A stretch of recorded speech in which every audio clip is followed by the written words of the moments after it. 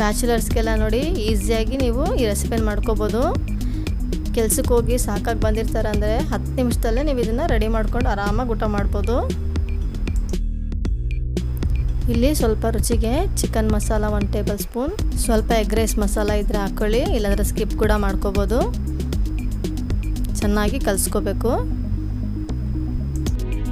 ಮಸಾಲೆ ಎಲ್ಲ ಚೆನ್ನಾಗಿ ಬಂದಿದೆ. ಇದಕ್ಕೇನೆ 2 ಎಗ್ ಹಾಕ್ತಿದ್ದೀನಿ.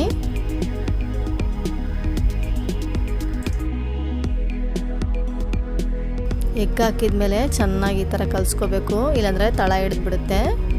ಕೈ ಬಿಡದೆ ಕಲಿಸ್ತೀರಿ.